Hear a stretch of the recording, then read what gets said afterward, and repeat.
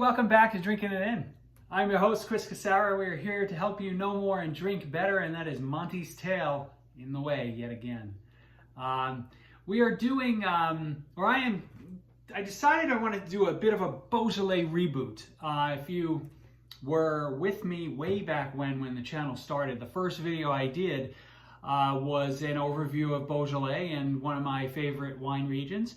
4 years later, I still love it. Probably even more so than I did back then, because I've continued to explore it more and more. And I thought it was just time to do a bit of a reboot and just make sure that everybody understood all the gory details related to Beaujolais and why you need to be drinking more of it. You just have to. So I think one thing to understand, right, is that technically Beaujolais is part of Burgundy. Now, it's the southernmost part, and it's not often associated with Burgundy because Burgundy only does Pinot Noir, Burgundy only does Chardonnay, and Beaujolais is all made from the Gamay grape. But up until 1395, when the Duke of Burgundy, Philippe the Bold, made quite a bold prediction, or not a bold prediction, a bold law by outlawed Gamay. So basically, you pushed all of the plantings of wine to the south, and anything that was in that Burgundy proper region was, converted to Pinot Noir and Chardonnay, because Pinot Noir is the finest of the grapes, and we should only be associated with the, with the finest things in life. That's kind of paraphrasing a bit, but that's essentially what he said. He thought Gamay was a second-class citizen, and this guy, thankfully for him, Philippe the Bold made a blunder, and what that has done is created a whole market of wines for us that are just fantastic and don't have the reputation of Burgundy, so they're easier to buy and drink without feeling like you're going to go bankrupt. So Gamay is a red wine, red grape, or it yields a red wine, and I think if you look at profiles for Gamay, you're thinking red fruit, you're thinking candied red fruit in some cases, cherries and cranberries and raspberries. There may be a bubblegumish note that you get sometimes. They can have a little earth, a little florality to them, and especially as they age, they get a little more earthy. They're sort of like a quality triangle that on the bottom, which is the biggest volume, right? You have just the generic Beaujolais, right? It's the Beaujolais AOC. You also have Beaujolais Nouveau, which is kind of at that bottom tier. And it's not to say that these wines are not drinkable, but they're less nuanced and much more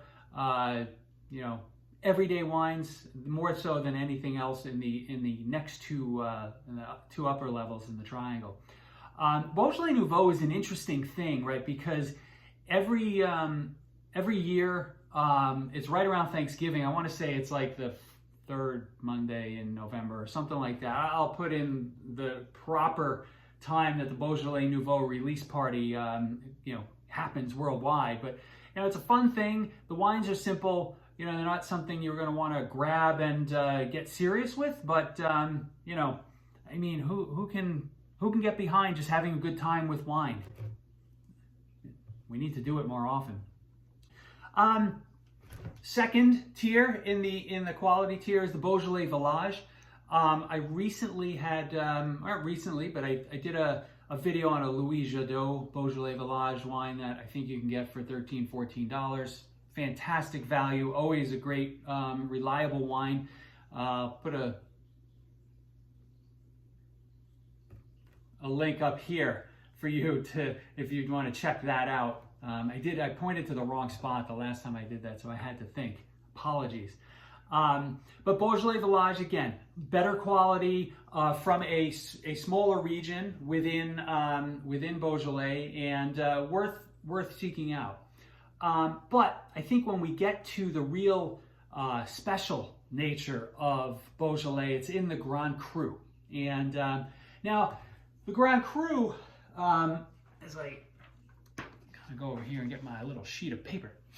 The Grand Cru, you know, this is where you need to maybe have some knowledge or develop some knowledge around the different Grand Cru and what they bring to the table, because there are, I think it's 10 or 12. 1, 2, 3, 4, 5, 6, 7, 8, 9, 10. I count 10. 10 Grand Cru. And, you know, based on the, you know, the label, right, that's going to tell you sort of whether you're getting something on the light end of the spectrum or something that's sort of bigger. And number one is bigger, but number two can age. So if we think about, or I'm going to think about this from the bottom up, from light up to more heavyweight. The lightest of these wines will come from the Grand Crus of Saint-Amour, Cherouble, and Chenin. Now, as we go from low to medium and low towards medium, right? You have the crus of Fleury and Régny. You know, at times those can be just considered medium weights, right? Because there are some heavier wines from those Grand Crus, but for the most part, they're on the lighter side of the spectrum. As you get right smack into the middle of the, you know, as far as, again, middle weight, as far as weight on the palate is concerned, you have the Brie and the Côte de Brie. Now, the Brie is probably a wine that you're going to see in the bistros in Paris, right? That's the most common, you know, ubiquitous Beaujolais that's going to be on the market. But, you know, I've had some Bries that are just delightful. So, you know, that just because they're, you know, on the table of all these bistros in Paris doesn't mean it's a common wine. It's some delicious stuff. When you get closer to the heavier weights, right, we're going to go up to Juliana. Juliana is, again, kind of, you know, walks that fine line of a medium-bodied wine and a full-bodied wine. And then when you get up to the top of the scale, right, the biggest weight, the heavy weights are Morgon and Moulin Avant. Now, most of my experience in Beaujolais is with wines from Morgon.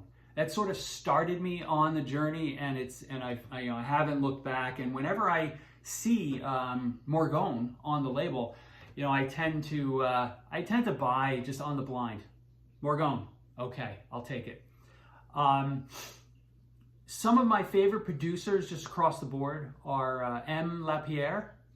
They are primarily in Morgon, but they do some wines in different spots as well.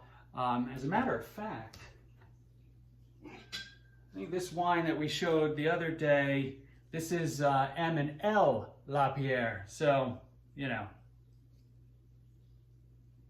anything from that lineage works for me.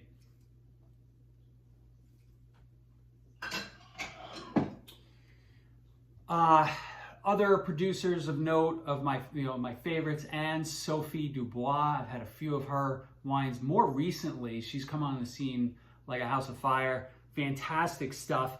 And then Jean Folliard, just another well-known producer.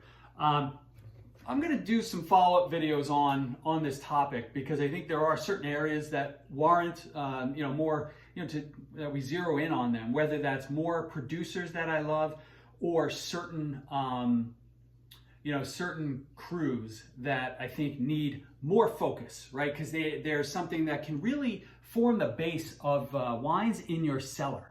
And this is the last point that I want to leave you with. These wines can age, and they can age for a long time. Now, not every single wine, right? Maybe a Saint-Amour or Cherouble you're going to want to drink relatively soon. But when you get up into the bigger weights, you know, into that Moulin Avant and Morgons, those can age for 20 plus years. And don't let people tell you otherwise. I was in New York on a work trip, and this was right before COVID.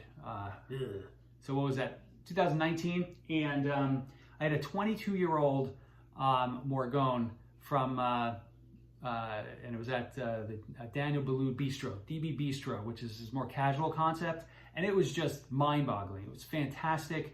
You know, it was as lively as ever, had a nice amount of earth, but still plenty of fruit, and just delicious. So don't don't always think that you've got to be buying Bordeaux's and buying Burgundies and buying Northern Rhone wines from France. You know, Beaujolais can age, and now I'm living proof. I've lived through it and I've experienced it, and I continue to buy them for my cellar, even though they won't last 20 years in my cellar. They'll, I'll end up drinking them within like 5 to 10 years. So hopefully you enjoyed this reboot, and hopefully I was a lot more eloquent in this video, because I've been, I feel like I'm a little more comfortable in front of the camera and I know what the hell I want to say, but who knows? Let me know in the comments if you like this better than the original video.